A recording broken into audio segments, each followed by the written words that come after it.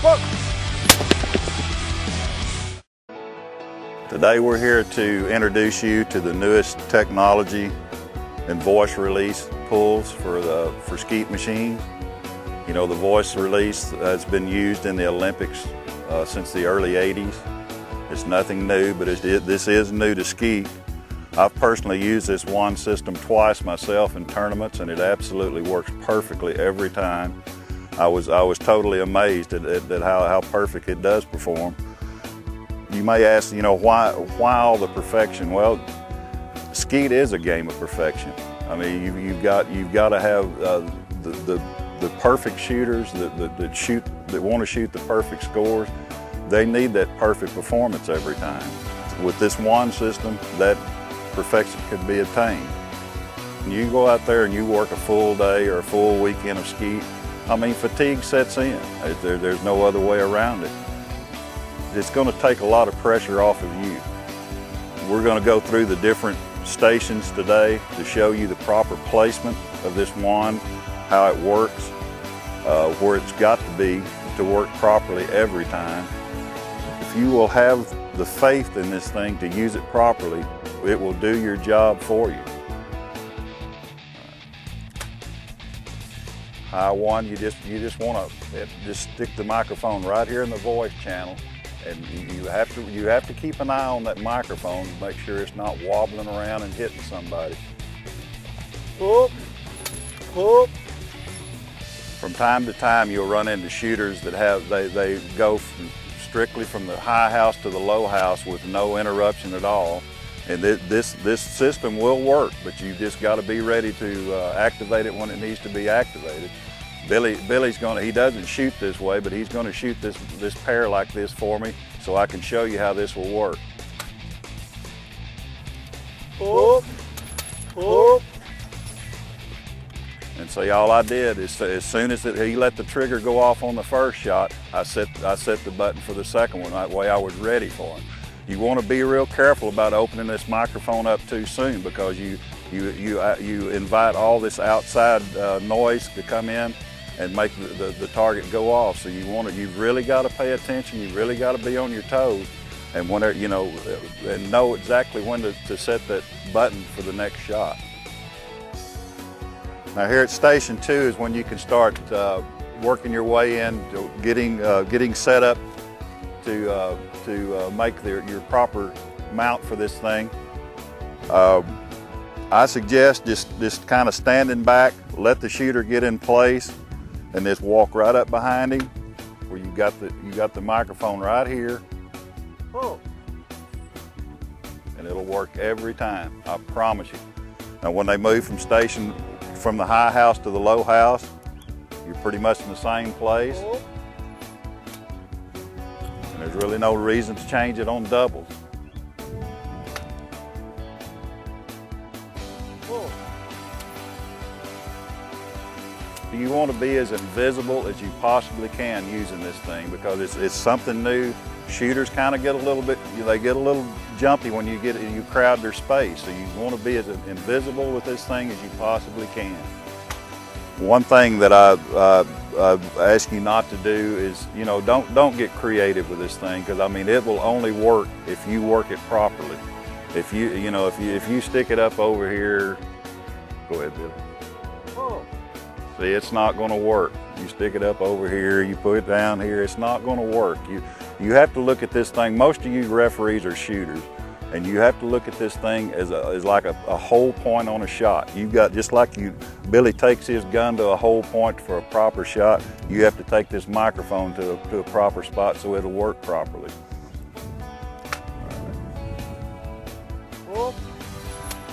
And it will work perfect every time, I promise you. Okay, we're here on Station 3. Basically, the microphone will just be set on each side of the shooter. Then you switch over. Make sure you pick up the voice on the low house side.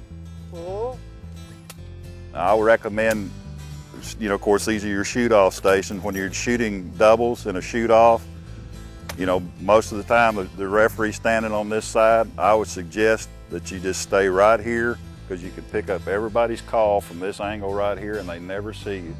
Oh. The proper placement for this thing is on the left side of the shooter, and then switch over on the right hand side for the low house. Oh. Oh.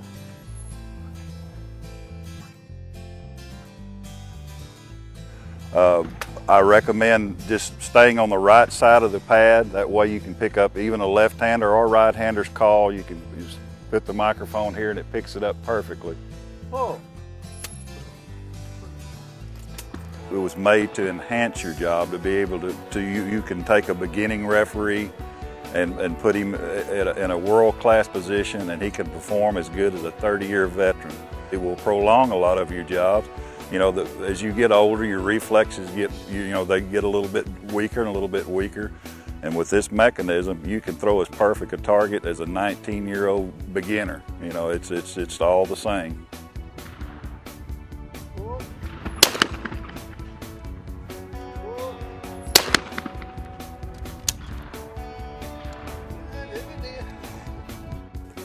Okay, one safety feature that the wand has is, you know, maybe sometimes you get interrupted in the sequence of shots and you may forget which button you push. And the thing about this thing is whenever whatever button, the last button that you pushed is the button that is the house that it's going to throw. So if you accidentally hit the high house button and you accidentally hit the low house button and you come back and you hit the high house button again, pull. It'll throw that target. Just click the button, it sets a high house target. Click this button, it'll set the low house target. Click this button and it'll of course activate the doubles target. It'll throw two targets simultaneously. Say you're in a sequence of shots and you get confused on which target you're throwing. You can hit this target, you accidentally bump that low house. Come back to the high house, pull, and it will throw the proper target. Here we are at Station 6, and of course it's just a mirror image of Station 2. We've already shown you the technique on 2. Oh. On the low house, you come on this side. Oh. And of course you want to reset the same shot for the double. Oh.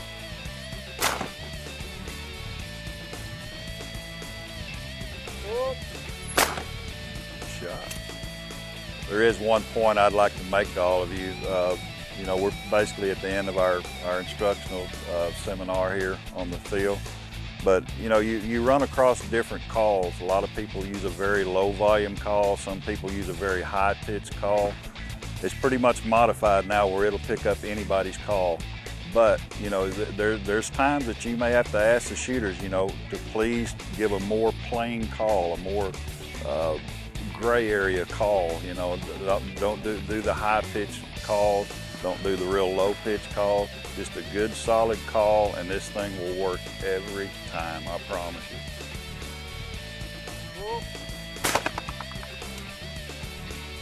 Turn around, this low house is the same shot. Come in comfortably behind them, position the microphone, and it's perfect. But you don't want to just hang the microphone down here.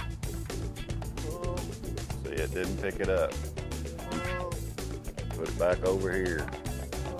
It's not going to work. You've got to have proper placement.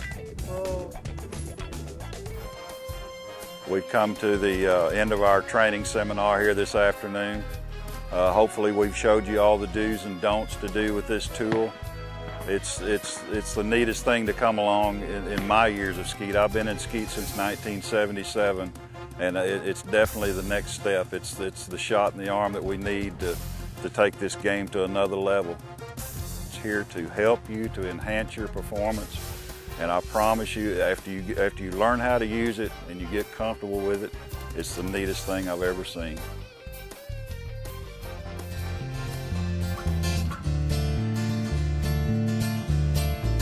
You have learned that referee training is everything, and we depend on them for the system to work correctly. They must follow the guidelines listed below. Place the microphone in the proper location. Don't experiment with different locations. Press the button to enable the microphone when the shooter is mounting his gun. Referee must keep his eye on the microphone until shooter calls for the target, so the microphone does not wander off the proper location. Referee must maintain a comfortable posture and not find themselves leaning. This leads to lazy microphone misplacement as their body protests an unnatural position. Communicate with your referees. Don't surprise them with voice release. It is important for them to know well before they come to the shoot that the system will be used. Shoot management should never use untrained personnel. They must provide proper referee training and not expect a referee to understand everything with a light cursory training session. Referee is the last word and should override any extraordinary event that may arise that they perceive has been unfair to the shooter with the NSSA guidelines.